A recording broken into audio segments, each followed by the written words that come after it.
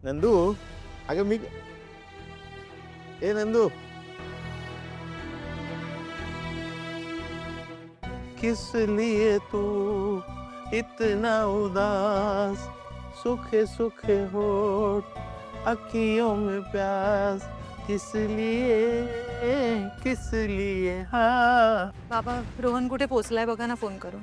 अगं एव्हा ना खीर आणि हा शिरा याचा सुगंध त्याच्यापर्यंत पोचलाही असेल, येईलच तो एवढ्यात.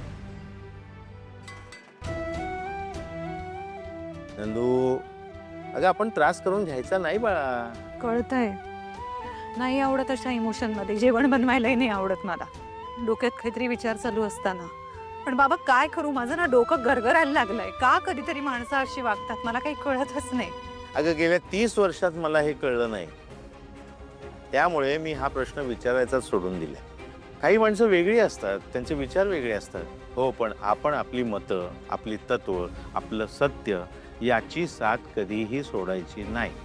आणखीन एक गोष्ट कायमची लक्षात ठेव, काहीही झालं तरी आपण खचून जायचं नाही. पण बाबा हा माणूस इतकं टोकाचं का वागत असेल. मान्य आहे मोर्चा काढला या सगळ्या म्हाताऱ्या माणसांनी, घाबरले होते, चूक झाली. त्यानंतर आई त्यांच्याशी जाऊन भांडली.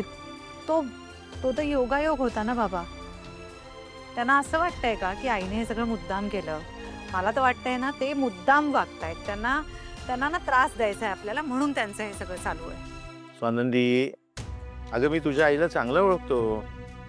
अगं तुझ्या आईनं सुद्धा त्यांना तेवढं चिडीस आणलं असेल. एखाद्या माणसाला वागण्याचं भान नसतं ना, तसं आहे तिचं.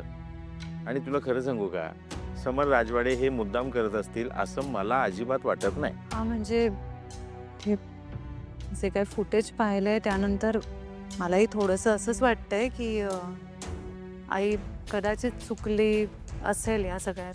तुला सांगतो नंदू, मला त्याबद्दल खात्री आहे. अगं आपलंच नाणं खोटं आहे, त्याला दुसरे लोक काय करणार.